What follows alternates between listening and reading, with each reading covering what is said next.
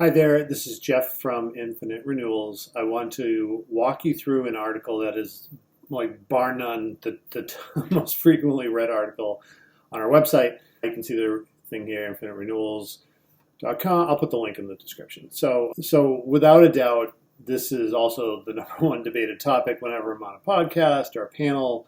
And it's still a dicey topic when I'm talking with founders. I'm going to go down to actually give a lot of financial justification here around cost of resources. I'm going to get to that, but I believe I wanted to cover this other topic first, which is free, as my dad used to say, free is his least favorite four-letter F word. And it's just all around the perception of value. So I actually I had pulled up this book here, The Influence the Psychology of Persuasion, which was written by Robert Cialdini, I believe is how you pronounce his name. And in that book, there's a great story of somebody who had this piece of cheap jewelry. I believe it was like a Grand Canyon gift store or something like that. It's been a few years since I read it. But essentially, they weren't moving at all. And so the owner had instructed somebody to mark them down so they could just get out fast. And instead, the person, I think, put a wrong zero in or something. So suddenly something that was $9 was $99 or something around that area, and they blew right out. And that is because people don't like cheap. There's a perception of value, and especially around this sort of enterprise world that we're talking about, or SaaS B2B, if you are free, people don't value it. This is why you will see people ghost your meetings. They're not going to show up. They're not going to send their files over. They're not going to do the work that's in a project plan. And your perfect 30 or 60-day implementation starts drifting out to 90 days. And the biggest reason I've seen, without a doubt, is that it's free. And there's no value to it. We'll do it whenever we want to. Add to that, by the way, no duration. And then suddenly it's like, it's free, we can do whatever we want to it. You set up this subservient relationship with the customer. And without a doubt, when I've gone into companies and added even just a nominal fee, that you will suddenly see this whole story of people not showing up and doing the work turning into more successful implementations. Even if, by the way, let's say your average $50,000 SaaS, I should see what numbers I used up above, 75. Oh, wow. No, that was a resource cost. But let's say you had an average SaaS of 50K and you started charging $10,000 for an implementation fee. That's a good deal. A lot of companies do that. The other thing is, even if you put a line through that and wrote 5,000, or you started off with 5,000 because that's all you could get the sales team to agree to, and you struck through it, people still see the value. And then also, do this in a different video, but you need to really list out, sort of almost like in an SOW, what you get and what you don't get. But topic for a different time. Try and keep these under 10 minutes. So there's that. There's this whole perception value, and that's the number one thing. That's all I had to say, I'd say stop the video and go from there. But there's some more to it, and some other reasons why you need to charge for it, especially as you go from maybe Series A to Series B. Your finances start getting looked at, and you can't be a money pit. What I usually see is that you usually say, like, okay, just get people live, do whatever you got to do, and then it's like, okay, just don't lose money. And then maybe as you're getting close to going public or something like that, you'll get asked to suddenly make the team profitable. So there's a fast way to do that. And by the way, I can tie this in with getting salespeople on board with selling professional services as well too. Whereas if you said to them, hey, listen, don't make this be part of your quota, but get commission on it, suddenly implementation fees are everywhere. And this is a very successful way that I've gotten salespeople to get on board with selling professional services fees / implementation fees. Let's just call them implementation fees, because services fees can be customization and data cleansing and all that fun stuff. So let's go with implementation. So let's look at this. I always say, let's get the CFO on board, right? And I have some math here. I don't want to just read off what we're doing here. But if your current revenue is $15 million a year and your average deal size is $75K per year, you need to implement 200 customers over the course of a year.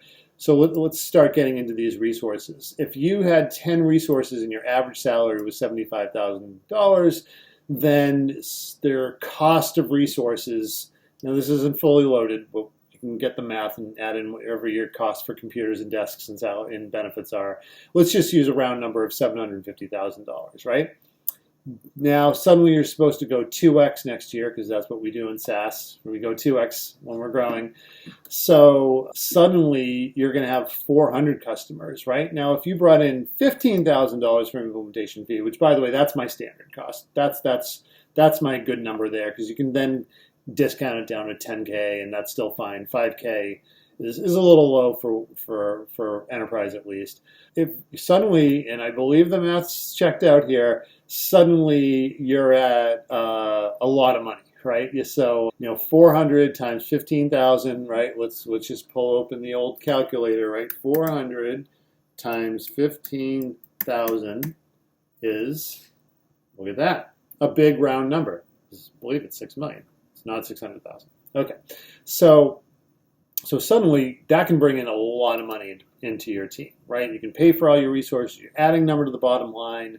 You don't have to worry about layoffs and all that fun stuff because you're adding dollar amounts. So that's a big thing, right? And if you start your team like this, you're never seen as this cost center, and you can bring in software and hire people and do all these fun things because you're adding dollar to the bottom line and not being a cost center. So there's a little bit more into it in the text here. Beyond that, and a little bit here, and you'll see the links to the report here, but you actually improve your acquisition costs and your retention goes up with implementation fees. So you can see how these fees correlate with your CAC recovery there and all the fun ARPU and target consumer category stuff there. But without a doubt, this goes right into that first factor that I was talking about. When your fees are up there, then suddenly your retention's higher because people respect it. You get faster time to value because people are valuing the practice and what you're doing there with the team and trying to get them live. So key takeaways here. And I'll start with number 2. Prospects don't respect or value free. They just don't. Right? It's just, they'll blow it off. They just won't show up. I think we've all seen this 1,000 times. The resources you need to implement customers in a scalable and repeatable manner need to be high quality, and you'll need to have the revenue to pay for them. These usually aren't your $50,000, $60,000 employees. Retention starts in implementation. You need good resources to get these customers live fast, see the value fast, have the good conversations. You might be doing tech stuff, all that fun stuff.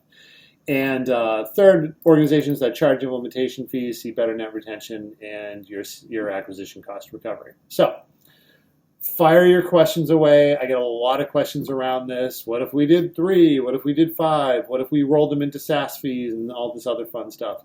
I don't like the rolling into SaaS fees. I get it. Do your finance how you like to do it. Roll into your SaaS fees, then still show the value and show how this is rolling into your SaaS fees. I'm not a CFO or an auditor, but it's not my favorite thing to do. But if that's what you need to do to get it done, go with that. Remember the tip about getting salespeople selling these things faster by getting them commission, but not quota, and go from there. I hope that's helpful.